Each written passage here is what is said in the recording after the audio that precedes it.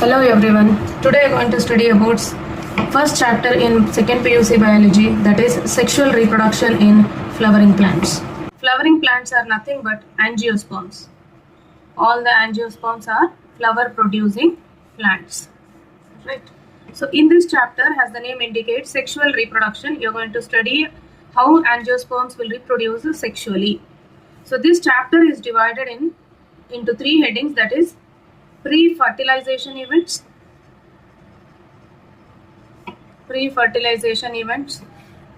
then comes fertilization and post-fertilization events. So fertilization is nothing but fusion of male and female gametes. The events which take place before fertilization come under pre-fertilization events. What are those events? Those are gametogenesis and gamete transfer. Sometimes this question will be asked in your annual examination. Name pre-fertilization events. So these are the two pre-fertilization events, gametogenesis and gamete transfer. And there are four post-fertilization events. This we'll discuss later. Okay. So as you are aware that angiosperms are flowering plants, so these flowering plants will have four whorls, that is calyx, corolla, androecium and gynoecium. As you have studied in your lower classes, this calyx and corolla are called as accessory whorls, whereas androecium and gynoecium are called as essential whorls. Now, why these two are called as essential whorls? Because it is androecium and gynoecium which are essential for the reproduction in flowering plants. Hence, we call this androecium and gynoecium as essential whorls, whereas accessory whorls help for the process of fertilization by attracting pollinators. So the first topic of the chapter is stamen, Microsporangium and pollen grain. So as you people are aware, androecium has two parts. One is filament and the other is anther. So this is anther and this is called as filament. Correct? Now, so here the proximal end of this filament is attached to the thalamus part of the flower. In angiosperms, the anther is bilobed and dithecous. Bilobed and dithecous. Now, you should understand what do you mean by bilobed dithecous anther. As you are seeing here, this is the anther, and here anther has a transverse wall like this. So it forms two lobes, 1, 2, hence it is called as a bilobed anther. And theca is nothing but pouch-like structures. So this anther has two theca, hence it is called as dithecous anther. So as you can see here, this is the anther and this is the filament. When we take a transverse section of this, here you can see the theca which are present. So it is called as dithecous anther.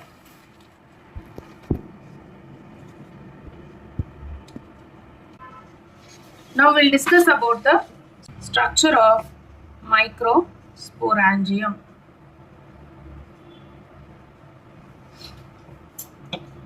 So when we take a transverse section of anther, we can see the structure like this. You'll see a connective in the middle and 4 microsporangia. Okay.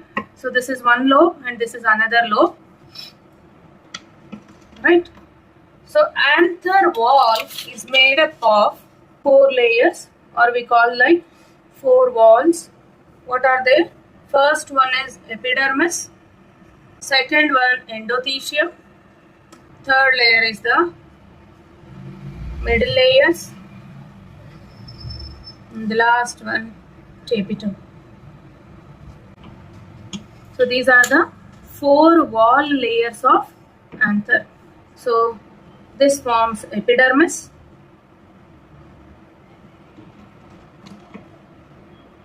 this forms the endothelium layer, this is the second layer, endothelium, whereas you find 2 to 3 layers of middle layers. This is the third layer, whereas innermost one is the tapetum. Now let us see the functions of each one of this, and this is called as connective,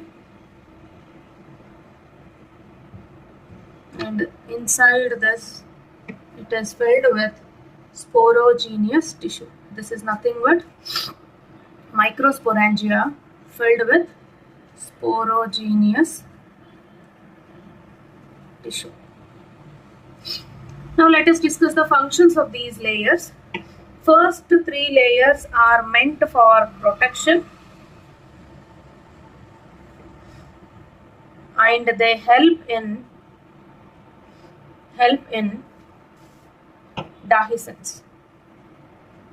What do you mean by dehiscence? When the anther gets mature, the anther walls will rupture from here, they open and they release pollen grains into the environment. That process we call it as dehiscence.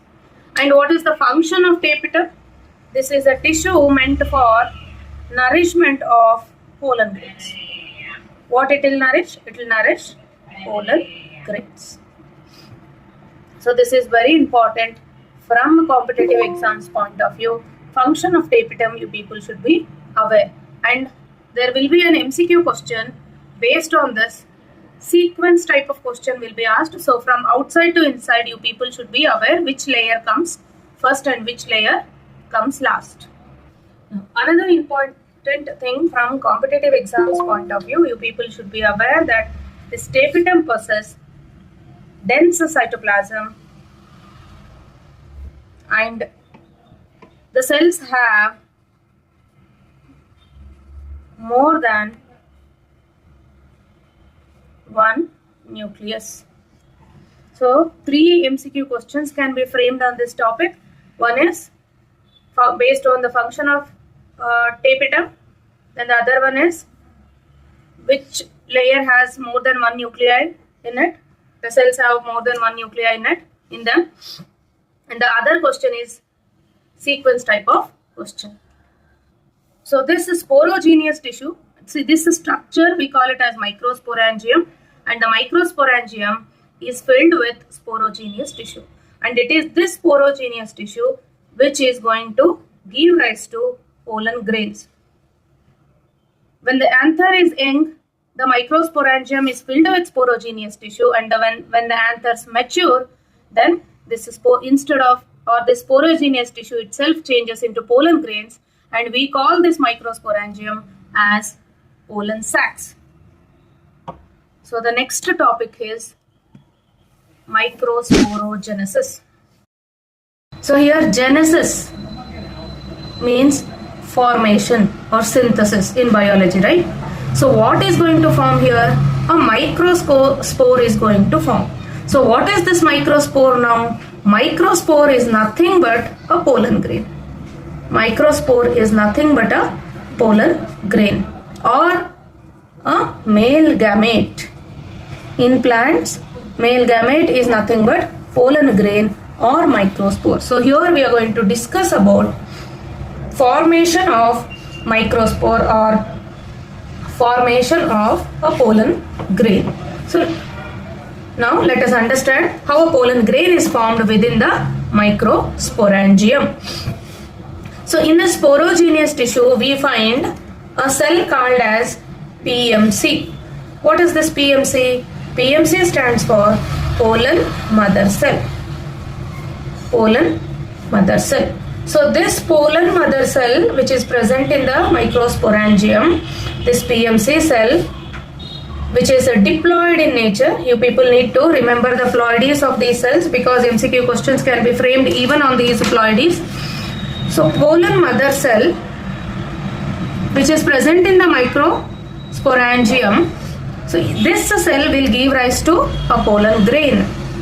Now what is this pollen grain? I told this pollen grain is nothing but male gamete. So what type of cell division should occur during gametogenesis? Here meiotic cell division occurs. So here meiosis 1 will occur to form 2 daughter cells, and these 2 daughter cells will complete meiosis 2 to form 4 cells.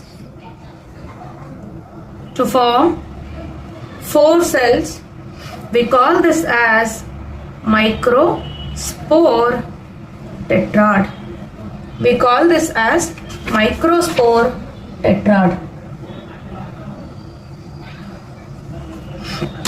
Now here we have started with the diploid cell. It has completed meiotic cell division to form 4 cells. So as you people are aware, reduction division occurs during gametogenesis, that is nothing but the meiosis.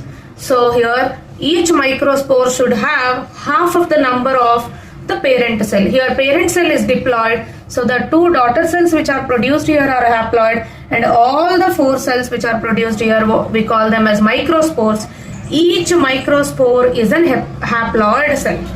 Now see, when you observe pollen grains, you observe it as a single cell, right? But here you are seeing them as tetrad, right? And all these 4 cells are functional. Remember this, all 4 cells or all 4 microspores,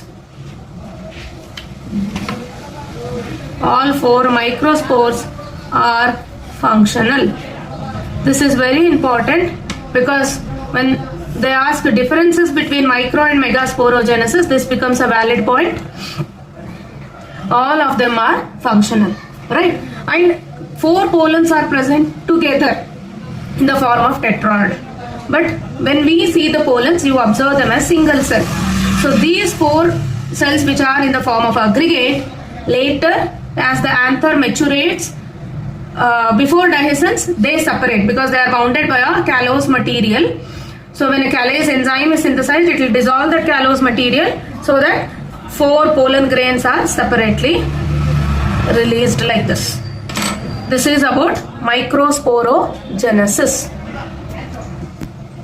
Now, as I told you people, the sporogenous tissue, in this sporogenous tissue only we have pollen mother cell, and each cell of sporogenous tissue can behave like pollen mother cell, and each pollen mother cell is going to give rise to 4 microspores. So there can be a question like they'll give the number of pollen mother cells, like there are 50 pollen mother cells in the microsporangium. So how many pollen grains it is going to produce? So your answer should be into 50 pollen mother cells means each cell is producing 4 pollens, hence 4 into 50, total pollens produced will be 200. So like that also you can expect questions on this topic. So we'll move to the next topic, that is structure of pollen grain. So our next topic is structure of pollen grain. So this entire chapter is important for your theory exams. It has highest weightage in theory as well as in competitive exams. Nearly 11 to 12 marks questions you can expect from this chapter. Now, structure of pollen grain. First let me draw the structure of a pollen grain. This is the intine layer which I am drawing now. This is exine.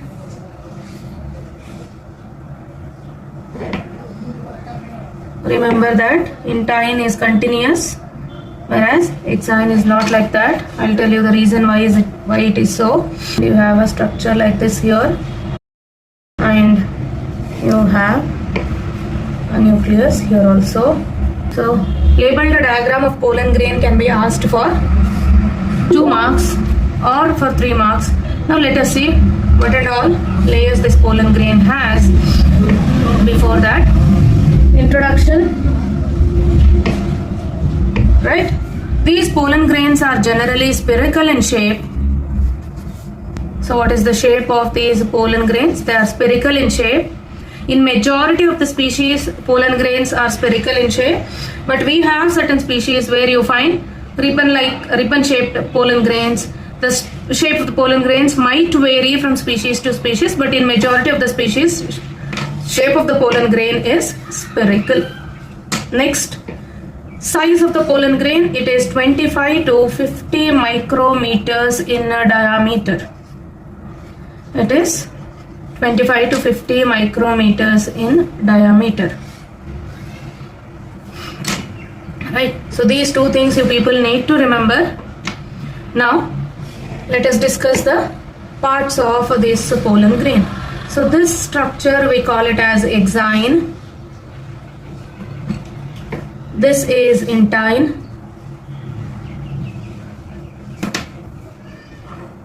And this region where exine is absent is called as germ pore. And this cell we are calling it as vegetative cell.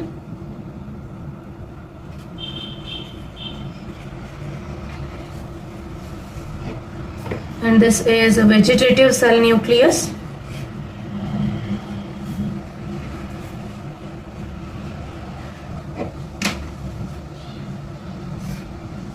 This is a generative cell.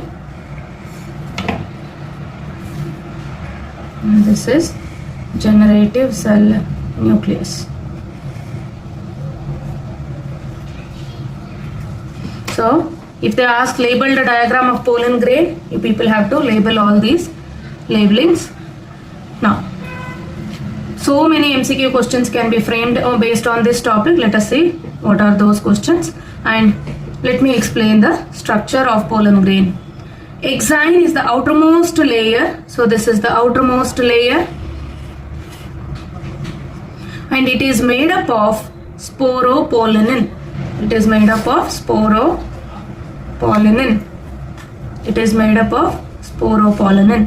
And this sporopollenin is the tough layer, and because of this sporopollenin, pollen grains can be preserved for many years, because sporopollenin can withstand high temperatures, strong acids, alkalis, as well as it can resist the adverse environmental conditions.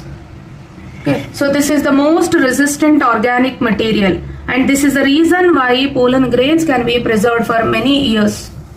So the composition of this exine layer is, it is made up of sporopollenin. This you people have to remember.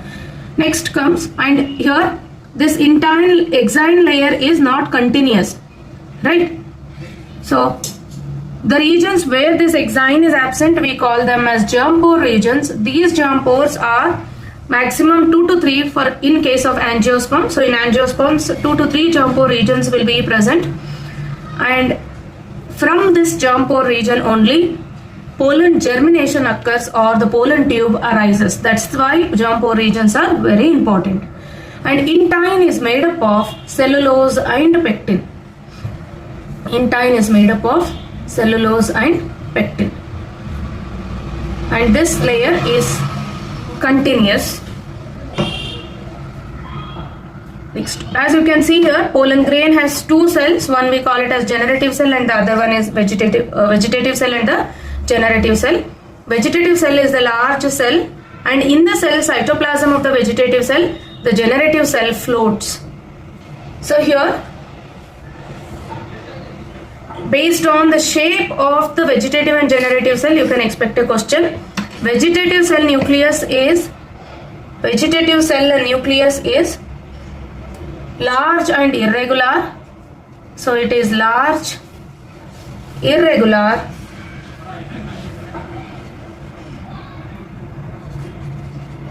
large, irregular,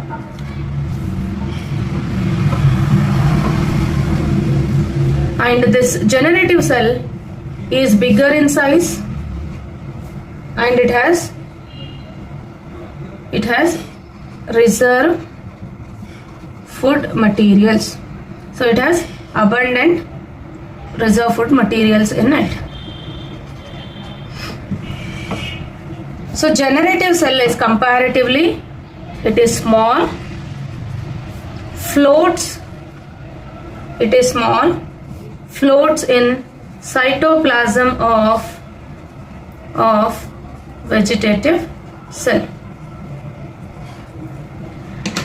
Now regarding the shape of the generative cell nucleus, this generative cell nucleus is spindle shaped.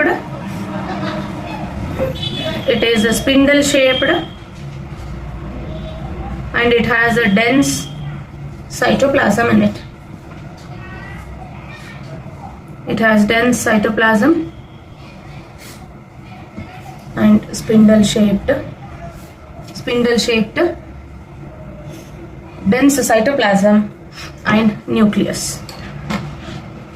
And in angiosperms, usually pollen grains are, in many angiosperms, pollen grains are shed in 60% of angiosperms, pollen grains are shed at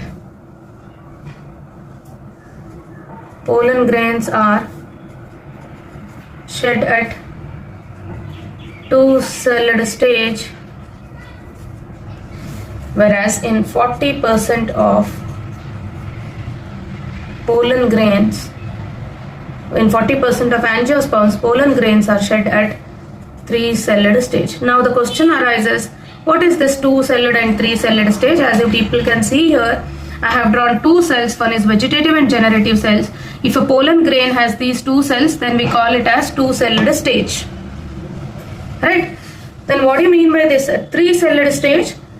In some species of angiosperms, just before the pollen release, this generative cell itself, it undergoes mitotic division to form two generative cells. Then we call it as 3-celled stage. 3-celled stage means it will be having a vegetative cell and this generative cell will undergo mitotic division. So it has one vegetative cell and two generative cells. Hence it is called as 3-celled stage. So this is about structure of pollen grain. So next topic is pollen allergy. As we have discussed about the structure of pollen grain, you might have heard that some people will have allergy to pollens. Alright, so not all the species of pollens cause to or lead to allergies. Some species of plant pollens will cause allergies in some individuals. Right, these allergies might lead to bronchial infections or chronic respiratory disorders like asthma, bronchitis, etc. So one example I'll give you, Parthenium. So many individuals have allergy towards this Parthenium plant, which causes allergic symptoms in individuals. As we are aware that this is not an indigenous species, it was imported or it has entered India or it has come to India as a contaminant with imported wheat. So this pollen allergy, these pollen grains of some species cause allergies and lead to, not to all individuals, you people should remember that, and lead to asthma, bronchitis, etc. So allergy symptoms can be noticed in those individuals like itching, irritation in the eyes, etc. Nose block, all these are the symptoms of the allergy. Next is pollens are used as food supplements. So pollens are used as food supplements also. See, when we have discussed the structure of a pollen grain, I have told that pollens, that too the vegetative cell has abundant reserve food material and all, and that is the reason why these pollens are rich in nutrients. Because they are rich in nutrients, they are used as food supplements. Right now in our country we are not depending on these food supplements, but in Western countries they are used in the form of pollen tablets and syrups. Pollen tablets and syrups. Usually these are used to increase the performance of race horses and also athletes.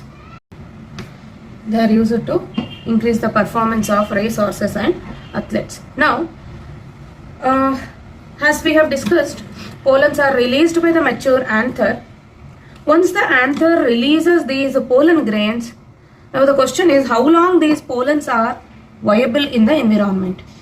Because as I told you people, these pollens are nothing but the male gametes, and these male gametes should go and land on the, or they should land on the stigma, or they should reach the female gamete. So obviously they take some time to reach the female gamete, right? So how long these pollen grains will remain viable, that is your next topic. Viable in the sense how long these pollens will exist in living condition. Okay, now the viability of these pollen grains depends on, so it depends on the temperature, depends on prevailing temperature, that means the existing temperature, and humidity.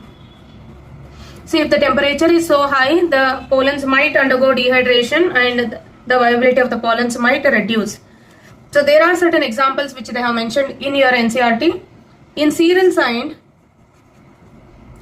like rice, wheat, viability is only for 30 minutes. They are viable for 30 minutes.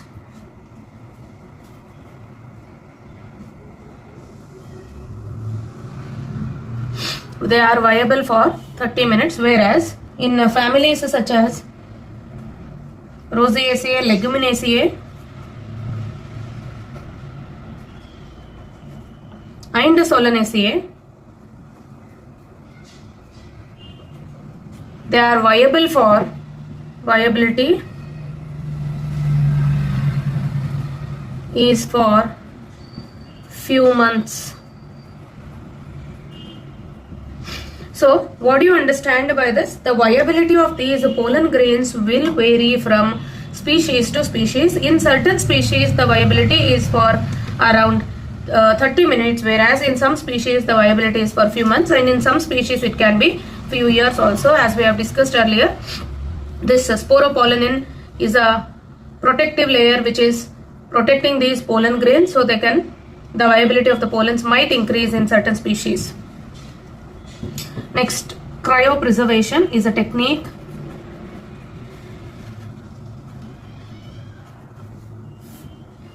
so we have a technique to preserve these pollen grains, right? Now, what is the need of preserving these pollen grains? You might have heard gene banks and even the sperms are collected in case of humans, right? Genes are preserved, even certain tissues are preserved. So we have a technique for preserving these pollens for long number of years. That technique is called as cryopreservation. Here the temperature what they use is minus 196 degrees Celsius in liquid nitrogen. So pollens are preserved in liquid nitrogen. Okay.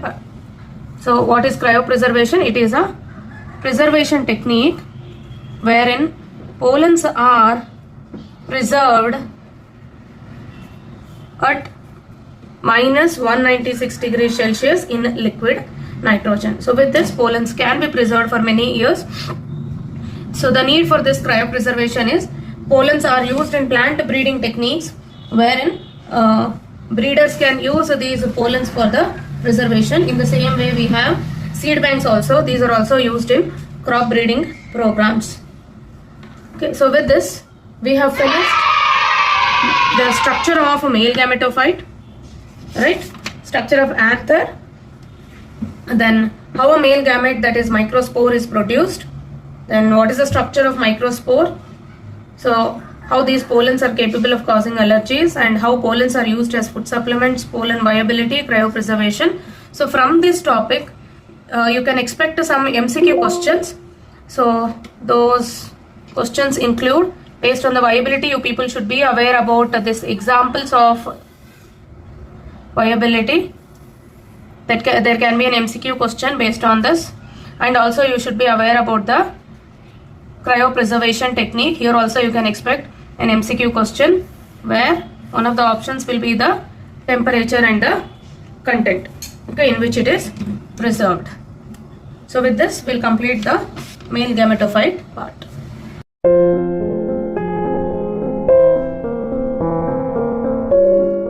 Thank you for watching, and please subscribe my channel for more videos. The next video will be on female gametophyte.